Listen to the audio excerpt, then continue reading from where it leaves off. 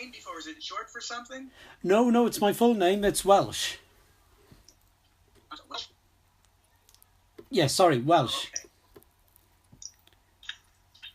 Well, we both have fairly unique names. Yes, absolutely. So we've got that in common already. Thank you so much for taking the time to speak to me. I very much appreciate it. As you've probably gathered, I've been interviewing many people who do auditing outside the Church of Scientology for the past few months, and I've had some really interesting responses on how people audit and so on, which is fantastic. I've got a series of questions that I tend to ask everyone. I had a chance to have a look at your some of your videos on YouTube.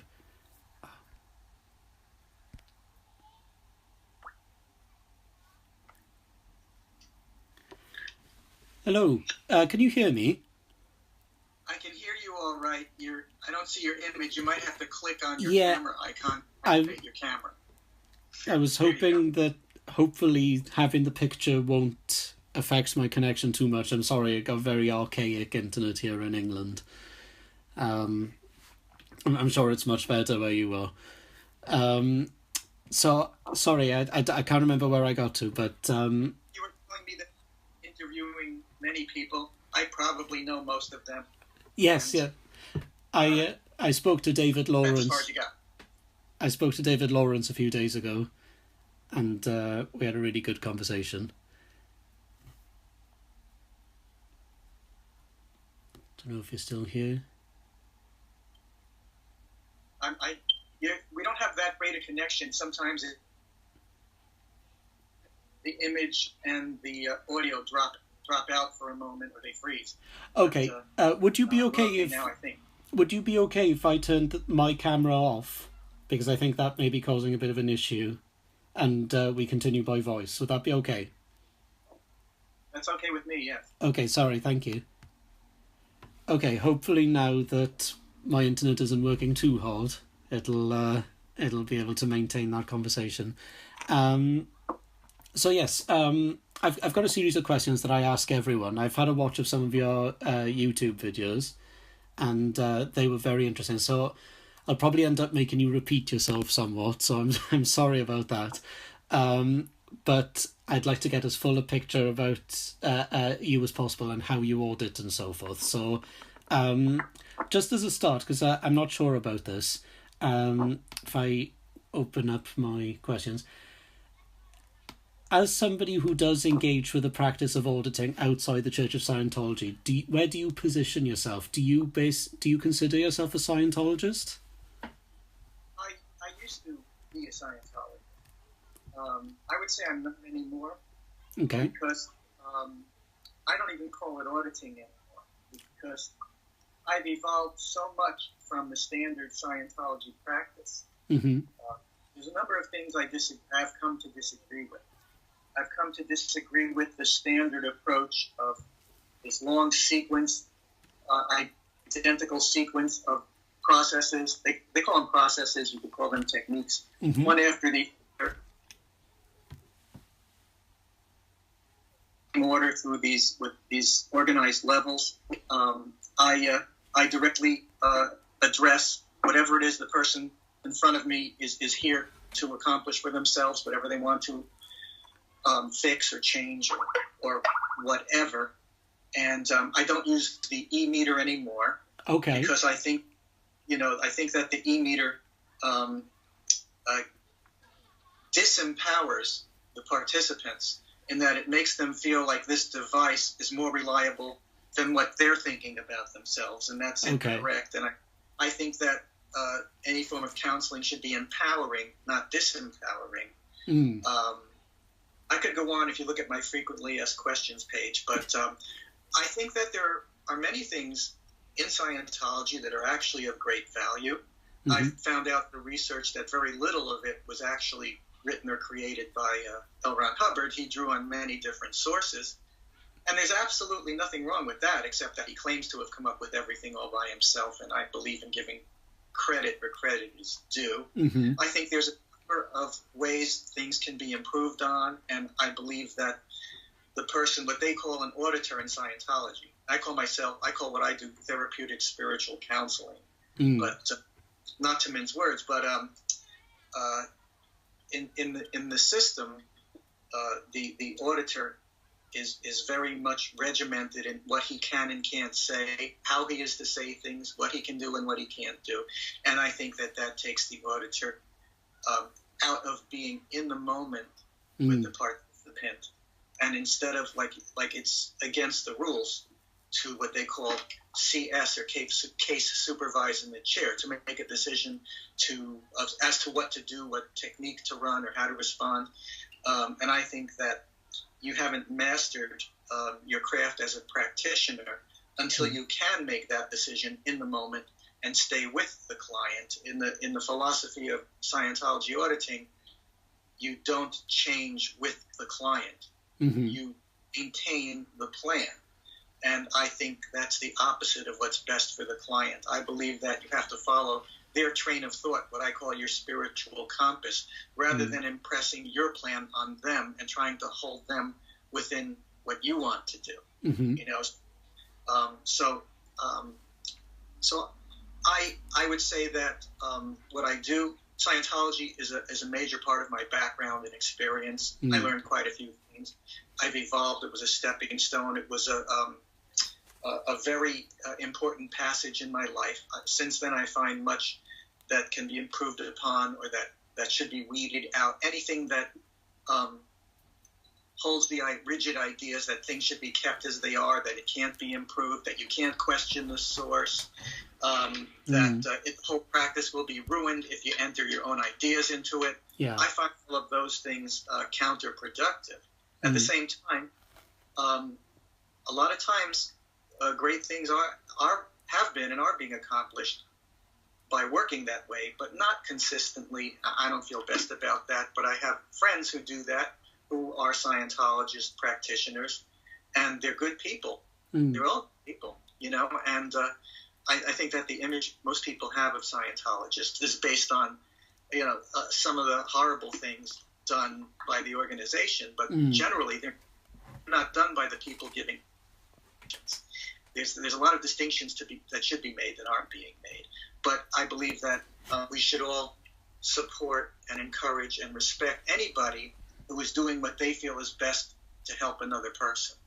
So I have my disagreements, but I don't feel that has to create any contention with others who are doing good work or doing the best they know how. Were you trained to audit by the Church of Scientology?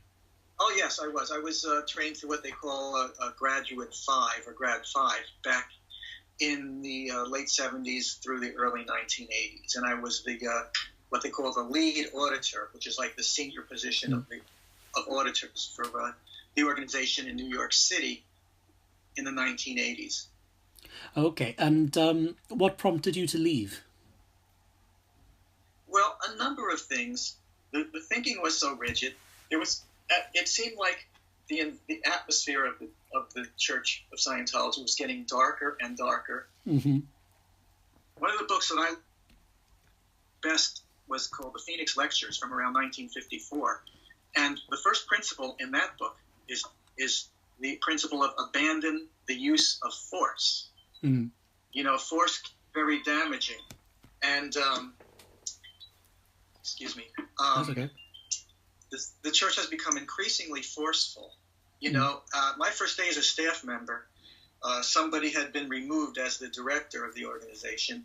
Somebody new was put in their place, and he had two, physically huge representatives from the management organization, the C organization, very physically imposing and in their uniforms, standing on either side of him, while he told the entire staff that he was disgusted with all of us and that, we were doing a miserable job. It was it was quite an admonition, and of course it felt doubly odd to me because, number one, I was expecting to find this spiritual brotherhood, and number two, I was expecting everybody to be kind of positive and enthusiastic. And of course, it was my first day as a staff member, and already I was being told that he this guy, he was disgusted with me. I mean, let me make some mistakes first, Yeah. But anyway, I had a lot of enthusiasm. Met a lot of great people, and there were a lot of great people. I will always have a lot of love for them. But it was so much worse of having this militant, sort of hostile attitude in enforcing the things that would bring more money in, and that would thought to bring more money in, and thought to increase the production of the place. It wasn't all that friendly. It got more and more foreboding, and I resented that. I felt that sometimes the decisions that were being made for the participants who were there to get their auditing sessions were more based on how they could keep them in sessions and use up more of their money, and not always what was in their best interests. And I was a bit of a rebel when those things happened. And I felt that it was enforced on me more and more. It was enforced on me more and more to be there late into the night, to come early, to be there late into the night. I had 2 small children, 2 boys. And it was like there was no consideration or respect for the importance of family or raising children, even though the church gives it lip service. And I was pretty much faced with the situation of barely spending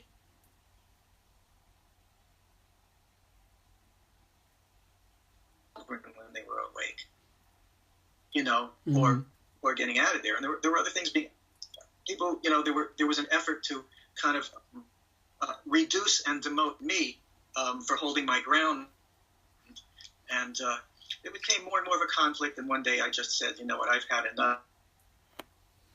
It's more important to me than working with people whose actions I resent, and who are not really behaving and living in the spirit of what I see in the books. Yeah. So it was. I'm very thankful for having had the entire experience. I took away a lot from that, and I have a lot of respect for the people who have stayed there as long as they did, because their intention was they were well intentioned. I believe they're misled as to the idea that Scientology is the answer to everything, and we have to get everybody on board, no matter how we do it. Yeah. And I don't believe those things are correct. I believe there are many things that could be give a person what they need to have a better life, and there is no one answer that's right for everyone. And so that whole militant, typical cult attitude that we and only we have the true answers to life. That's very limiting, and it kind of went against my grain mentally and spiritually. You mentioned earlier that you have some friends who are Scientologist practitioners.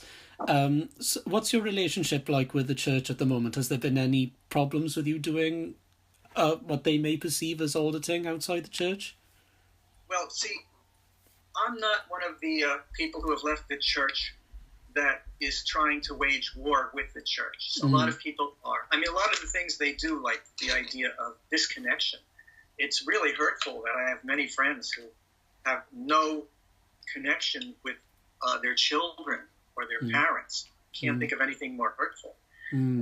But I think that there's a way to address that. I don't blame anybody who's been through something as horrible as that for however they react. To me, that's understandable. But many people come out of the Church of Scientology and they think that they're no longer acting like people do in the Church of Scientology.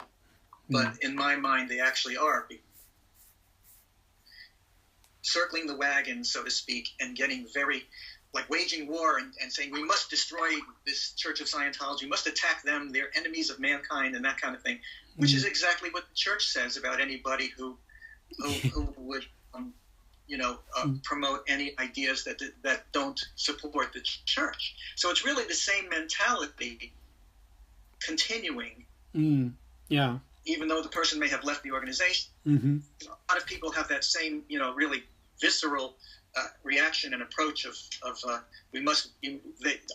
finding enemies and waging war with enemies. And I just find that an unhelpful distraction to take that attitude. I think it's a good idea to point out the excesses and the misbehaviors. But I believe one doesn't have to get like totally, just totally wrapped up in it, to the point where a person sort of assumes the identity of the anti-Church of Scientology warrior. I can understand the drama and the attraction to the drama of, being the warrior, but it becomes a consuming game, and it can be just take up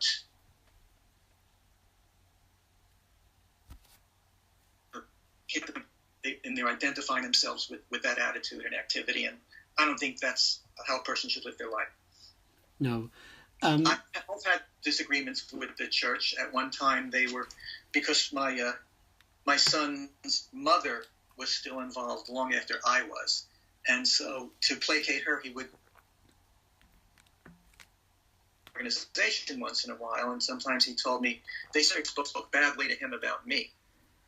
It's like they were trying to interfere with my relationship with my son, who was by that time an adult, and I called the organization involved, and I spoke to the person who was sort of in charge of such things, and I let them know in no uncertain terms to don't even think of ever doing anything or saying anything that would, with the idea that it was going to make my son disconnect from me or not trust me as much, because I retaliate legally very, very strongly if they did that. And other than that, I said, I wish you no harm. I know you feel you're doing good things, but don't ever do that again, because you're going to regret it. And that was, a single instance for me. I didn't spend, I asked my son first if he felt it was okay if I handled that situation, and he said it was okay. And so that's what I did.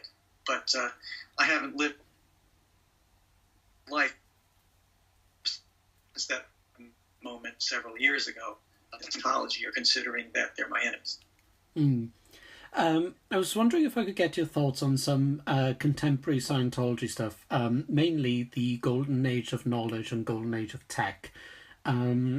What's your opinion of these? Do you feel that they're in line with Hubbard's vision, or I've spoken to some people who feel they're slightly skewed versions of what LRH wrote? Well, bear in mind that I don't take what LRH wrote as the word of God anyway. But no, I don't think that the golden age or the new era or the new age or any of these changes or revisions that have happened since Hubbard passed, or even maybe a few years before Hubbard passed, were necessarily in line or followed his writings or his teachings. But then again, he got them from other sources himself too. But my opinion is that, again, it's a misrepresentation. And disagreement I have with Hubbard about misrepresenting everything as his being the source of it. Again, for the people that are running the church, or the person that's running the church, I should say, to issue new material and put Hubbard's name under it is a lie, and it's a misrepresentation. I think that he believes he's doing something correct, but I believe that he also has the attitude, Mr. Miscavige, a very condescending attitude towards everybody in general, that he's brilliant and everybody else is an idiot, and he writes things even more than Hubbard did, with the attitude that people can't be trusted to think for themselves. Hubbard showed that idea a lot, and that's why he wrote things for auditors that were so very precise, that left no leeway for a person to get creative or act from their own instincts, and David Miscavige, took that to a much higher level, in my opinion. And I've seen some of the things that have come out, for instance, in the 90s, and I found them insulting. The micromanaging of how somebody was to respond to a client in an auditing session. In general, pretty much everything he's done is condescending and belittling of the all that are intended to be forwarding the practices or functions of Scientology. As for your own practice, do you see what, I know you don't even call it auditing anymore. Do you see your therapy as a religious practice or a scientific procedure or both? Religious is a word I'm not really fond of because religious suggests a specific organized, going from a book or a series of books that dictate how one is to envision God and the creation of the universe and how people should behave and so forth. But I would say that scientific, I prefer the word logical, maybe. It's based on reasoning, research, and logic. It's also, what I do is based on experience, observation, intuition, all of these things. I'm always open to correcting or making something better. And for many auditors or practitioners more like myself that I have trained and mentored, and I try to tell each and every one of them, unlike everybody else, who, like Hubbard, for instance, I don't say anything I tell you is carved in stone. In fact, I tell the people I mentor and train that I trust and expect that you will make your own improvements to this and find your own way to do these things. And when you're in a session with a participant and what you have in front of you from me doesn't seem to quite fit, then you should do what you feel is right rather than being consumed with staying faithful to what's been written. Because we're the person in there with the participant. And that's why one of the disagreements I have with this system of case supervisors in Scientology. They are generally, I think, supposed to be highly trained and highly experienced, and I'm not questioning their knowledge or skills. But it's not, from looking at what's written on worksheets after a session, it's not nearly the same dimension of perception and understanding as it is to be with the person, engaged with them, and feel what they're feeling and see how they're expressing themselves with their body language and their intonations and their facial expressions. And you're just not going to, and you're just supposed to be jotting down a few notes as the session progresses. So, and I don't think that anybody should take the position that they know better than everybody else. So when I mentor and I train people, I try to make it very clear. I want to empower them to use their perceptions, their abilities, and their skills, trust themselves to become bigger and better, and not an extension of my will. That's not what I'm looking for. And so everybody can contribute to me. They can come back and tell me, well, in this situation I did this and that's what happened, and I'll be happy to learn from them. You mentioned training practitioners. Do you use any of Hubbard's work in training them? For example, do they read Dianetics? No, I don't have them read Dianetics. I think Dianetics is a pretty good book. Not everything in it is correct, but nevertheless, I think it's a helpful book to read if you can read it from the point of view that you don't necessarily have to accept all of it. But there's a lot of good information in the book, nevertheless. I probably do use a handful of references that I find most helpful and instructive. I may say what I think is incorrect about certain sections. There is good information to be found in those things, and where it's appropriate to what I'm training the person in, and I feel that it will be helpful, I wouldn't hesitate to use it. Okay, I'm just trying to get a picture of how you conduct your therapy. How similar is it to let's call it standard auditing? How similar is it to that? Do you audit to the stage of clear? Do you do anything beyond the bridge, up the OT levels, and so on? What's the typical structure for somebody who'd come to you for therapy?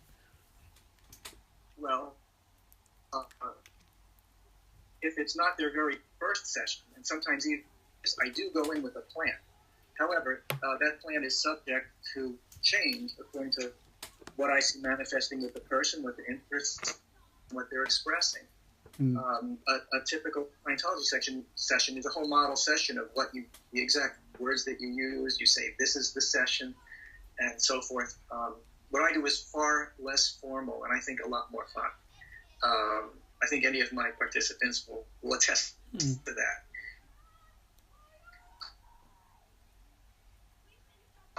I stress to the person that they should express. See, part of Scientology training is what they call training routines, or TRs for short. And part of that is if you ask the participant a question and they say something that doesn't seem to answer the question, you say this phrase, which is, I'll repeat the auditing command. Okay. It completely invalidates what they just said. And basically, in Scientology, people who have had experience in sessions, they're going to have experiences in training too. So everybody gets indoctrinated to try to be, when they're being in the session, being what's called a pre-clear. They want to be a good pre-clear and be cooperative with the auditor. That's not a good thing.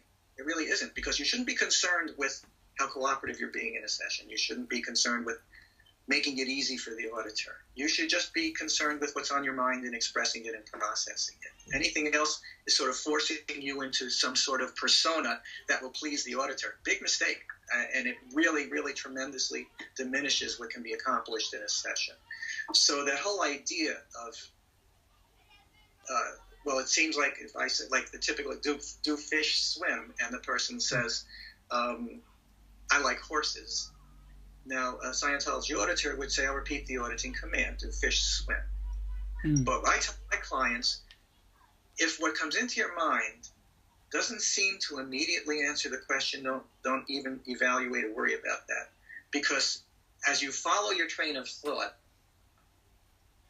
the relevance to the question always emerges.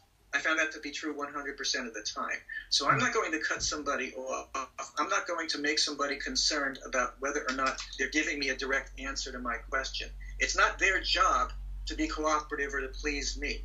It's simply my job to help them accomplish whatever they're in this session wanting to accomplish for themselves. I'm not here to take them to the state of clear or the next step on the grade chart. My personal opinion, and I'm not the only one who has this, is that there is no such thing as a uniform state of clear. It's been redefined so many times, and then every time there was a lot of evidence of somebody having supposedly attained the state but not showing these abilities. The state of clear was redefined, or it was explained as something to be handled on a higher level, and the state of clear from the days of the Dianetics book got watered down, whatever. I think that what happens sometimes in sessions is something magnificent happens, where a person is, you could say, relieved of or cleared of something major that was dominating their consciousness, and they could be much happier and much more perceptive now and much more present. And when they associate that with this state of clear, which I believe is hypothetical and not actually attained, then they get this cognitive dissonance typically when they're experiencing some sort of neuroses or compulsion that a clear is not supposed to have, and they start questioning their own state. Did they lie? Did they falsely attest? And I think it's because, as I said, a person may be relieved from something tremendous, which at that moment makes them feel like they've got no worries of any kind. It's a euphoric state, and it's wonderful, and they should enjoy it. But it should be recognized for what it is. They've attained a serenity about something that was creating great disturbance for them before. And whatever that specific thing might be, it should be recognized as that, and not have it imposed as, well, you've now attained this level of this state of clear. It leads to all kinds of trouble. And it leads to people getting indoctrinated so that instead of their actual goals for themselves of a certain way of being or whatever, become conflated with some definition from the Scientology chart of levels. You know, I believe that that is disempowering to an individual to sort of re-indoctrinate them in what their goals should be and identify them with some term from the organization.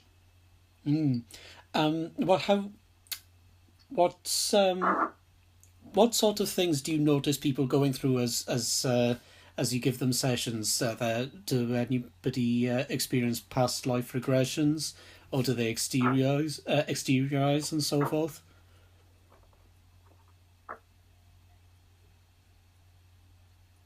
Yes, I see these things happen in sessions with my clients very frequently.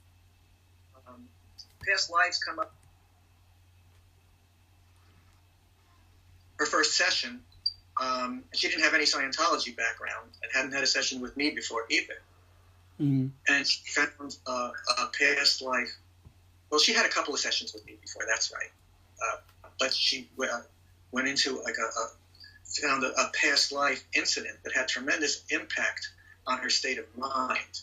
And she actually felt the physical sensations that were involved in that experience.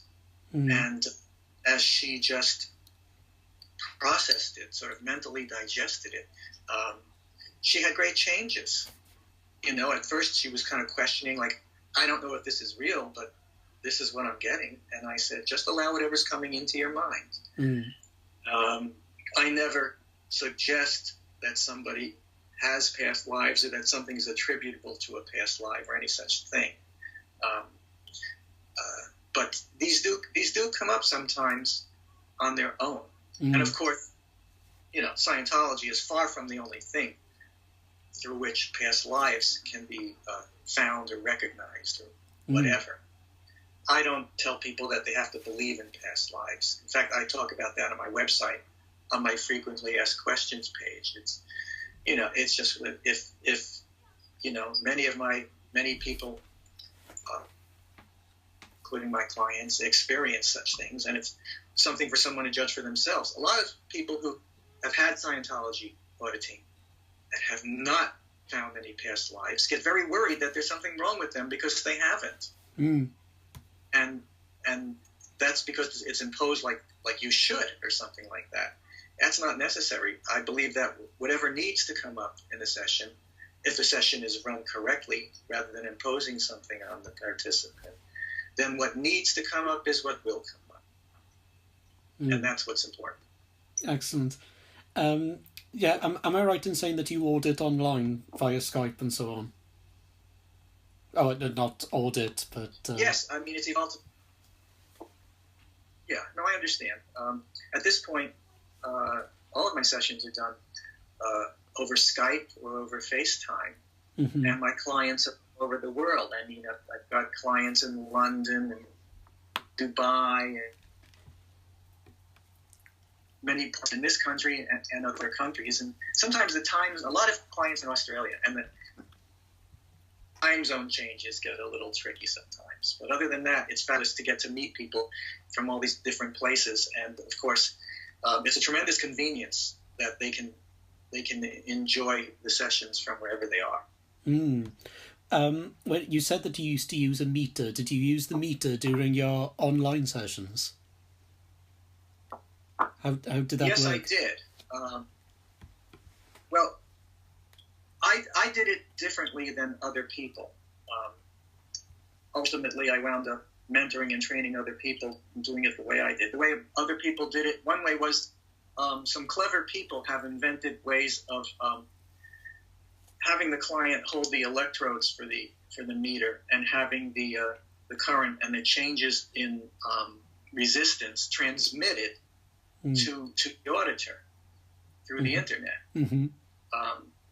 Now, some people quibble that it's like it might be like an 18th of a second delay, and then it's not an instant reaction. I don't think that really matters. Another way that I've seen it done is the person will have the meter where they are and have the dial of the meter facing the camera so that the auditor can see what's happening on the meter. That's another way it's been done. But the way I did it was, so I find that when when you're really in a good rapport with the other person, it doesn't matter geographically how distant you are. You're kind of, in a spiritual sense, in the same space, and I can feel their emotions and their energies and their feelings. And I used to, when I used the meter, I would have a meter with me, and I would be holding what's called solo electrodes in one hand. Mm-hmm. And I would get there. Within me, what happens is within you, the other person's energies resonate if you're in good communication with them. So that I could hold the cans and get their reactions on the meter.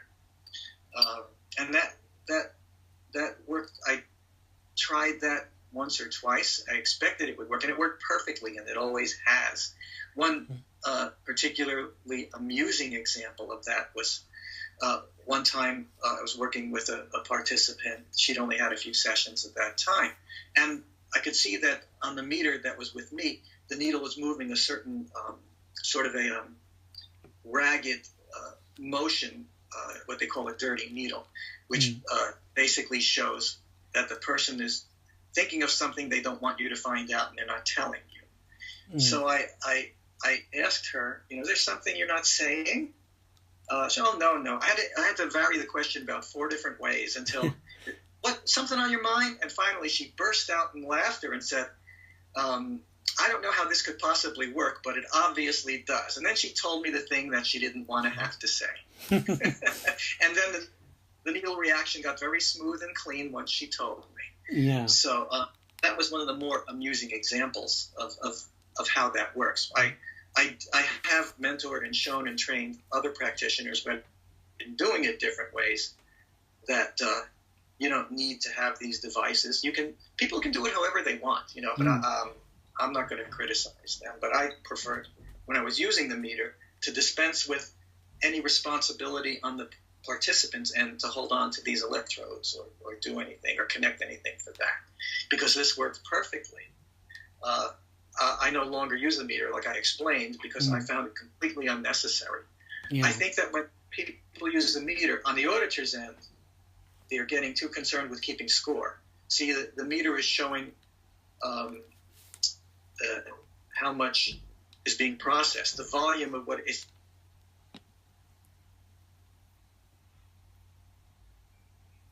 How much negative energy, you could say, that's not the term they would use, but how much energy is being dispelled or released by what they call tone arm action. I don't want to get very technical here, but it's quantified. It's numbers that you keep track of as you do the session, and at the end of the session, you show on the sheets the number of tone arm divisions, and that's, in Scientology, a big way of judging how successful the session was by how much tone arm action was accomplished in the session.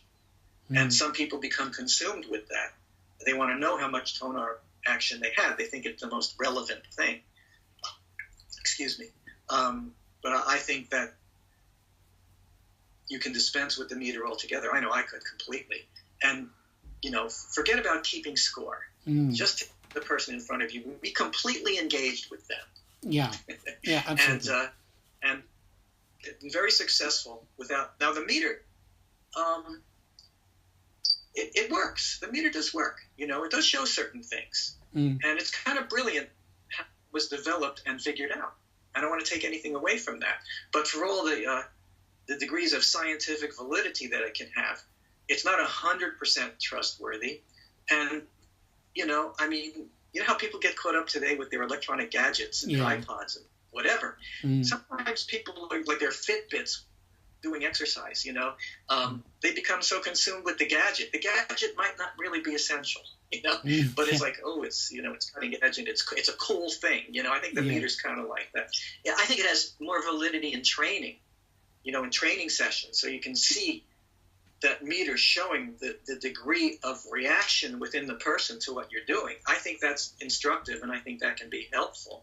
But you want your practitioners to come to a point where they are perceptive enough and engaged with the participant well enough that they can sense that for themselves without the use of a device. Yeah, of course. When you did use the meter, just out of interest, when you did use the meter, did you use a model that was made by the Church of Scientology, or did you use one that was made outside the church? I know some some free zoners, for example, like to make their own e-meters or develop their own. What was your stance on that?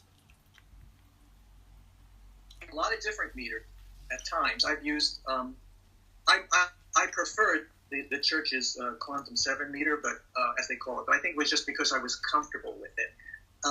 There are some very good meters and some very good innovations in them by one guy is Nick Ford, the other guy is Hank.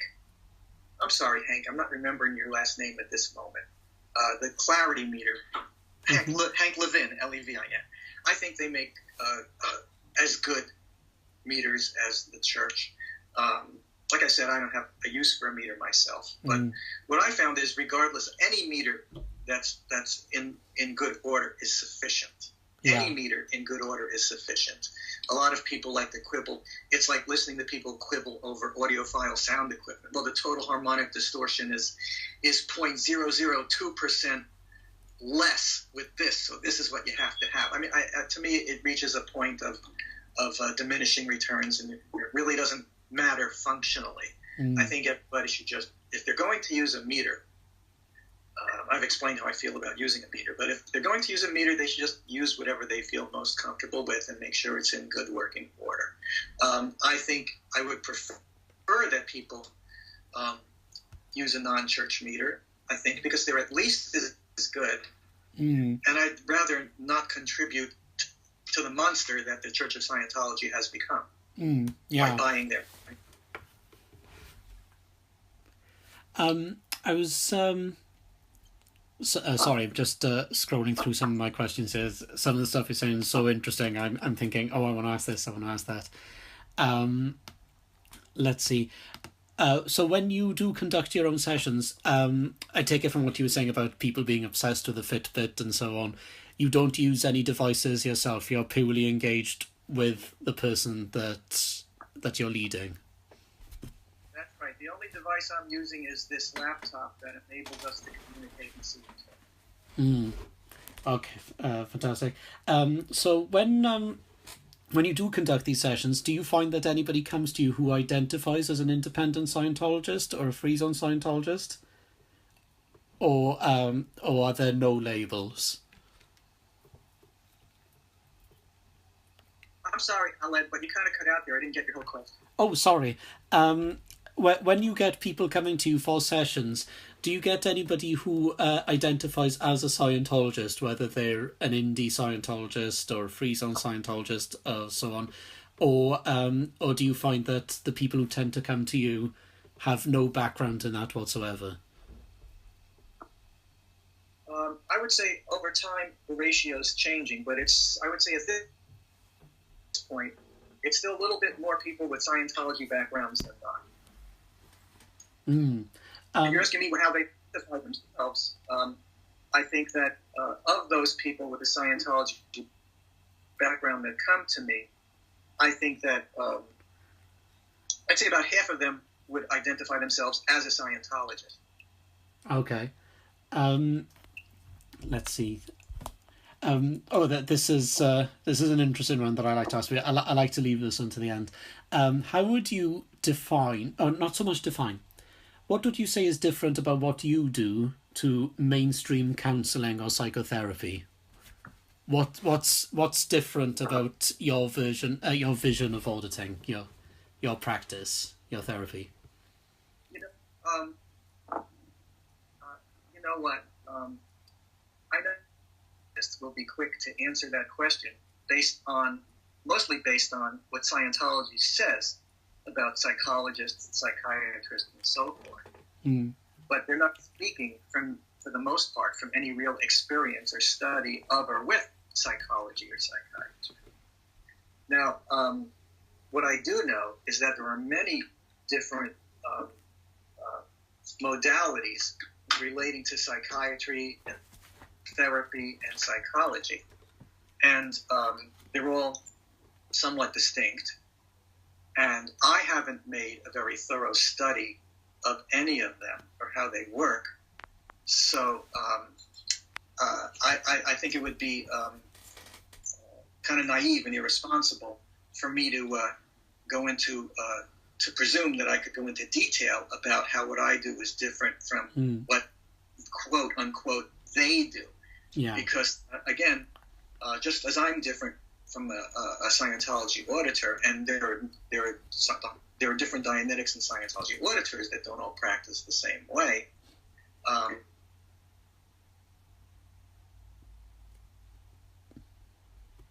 Variations of therapy, and psychology and psychiatry.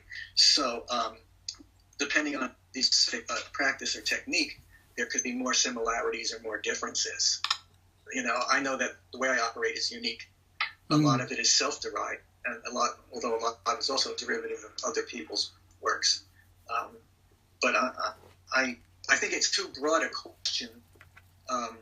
Quite honestly, anybody with a Scientology background will probably tell you, well, the psychologists and psychiatrists don't know about the reactive mind, and they all evaluate for the person, and they shouldn't do that, and they use drugs, and but those are all generalities and not necessarily the full picture.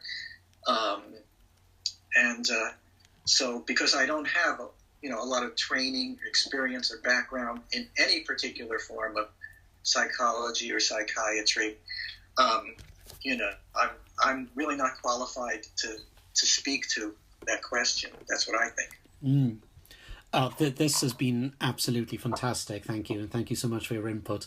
Before we wrap up, I was wondering, is there anything that you wanted to ask me? Because I appreciate when I interview people, I come in, I ask all these questions, and then they may be thinking, well, who the hell is this guy?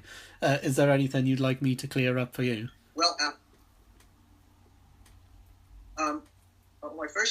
first of all, I'd like to say, if I have not been recording this, I assume you are. Yes, but if you'd like me to delete any recordings, that is absolutely possible.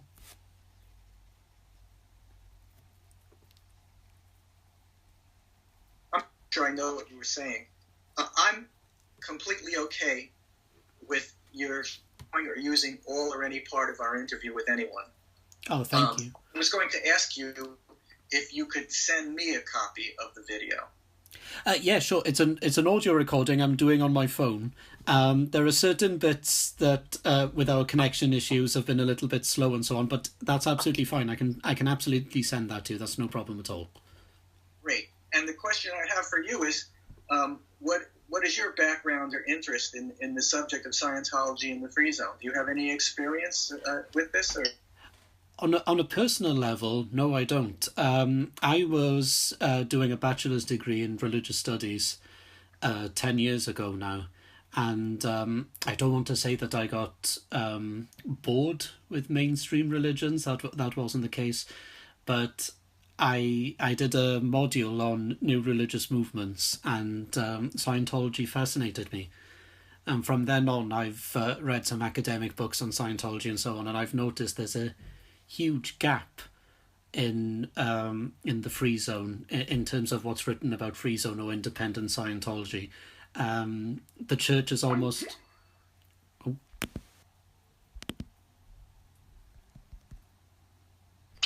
Hello, sorry. I think we got cut off there. What was the last thing you heard me say? You know what? Actually, everything you said in answer to my question got cut out. Oh, okay. I'm really sorry. Are you still able to hear me now? Yeah, super. I was doing a bachelor's degree in religious studies about 10 years ago, and it's not that I say that that I got bored with mainstream religions, let's call them that. That wasn't the case, but I did a module on new religious movements, and I was absolutely fascinated by a number of movements, but especially Scientology. It seemed so different to anything I'd done before, and I think one of the things that really struck me about something like Scientology and the sort of self-help therapy that people can get from that is the promise of a better life now.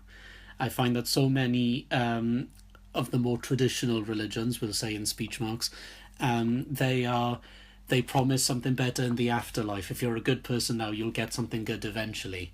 Whereas something like Scientology said, if you engage with this now, you can have a better life now. You can improve your spirit now. And that really interested me. So I went on from there, and I read some academic books on Scientology and so on. And I think to a certain extent, the Church of Scientology has presented itself as being the only way of doing Scientology, to the extent where so many scholars bought that story, they bought that narrative, and thought, oh, well, that must be the case. It's only in recent years that scholars have turned around and noticed, oh, there are other people doing auditing, their own versions of auditing, or there are these free zone communities, independent Scientologists. So it's only now that us in the academic community have finally started paying attention. So this is where I'm coming in with my PhD, is that I'm very interested in how people in the free zone audit.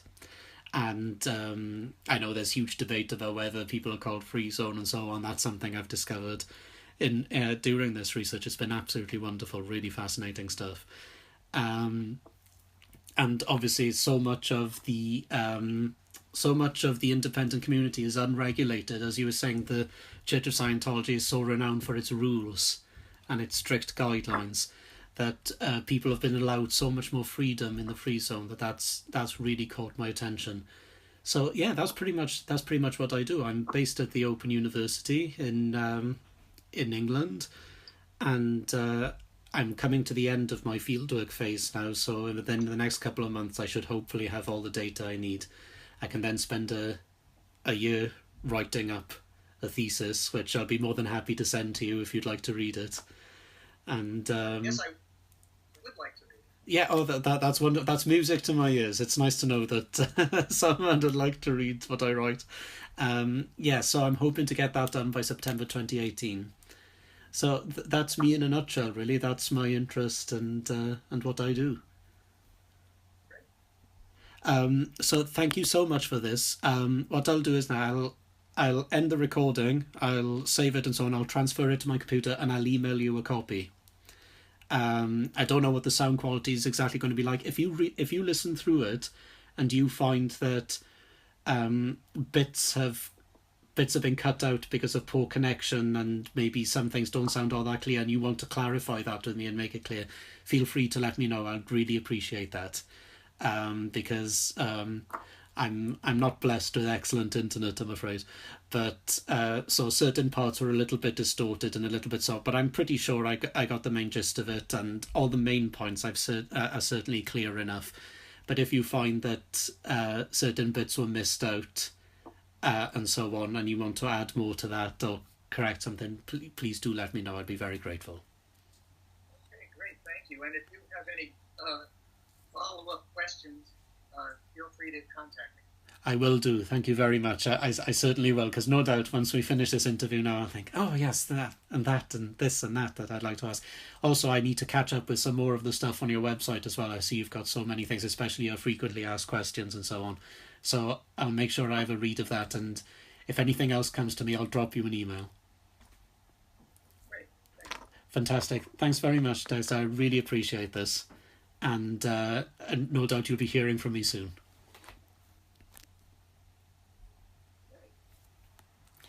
Okay, have a great day. Take care. See you soon. Bye.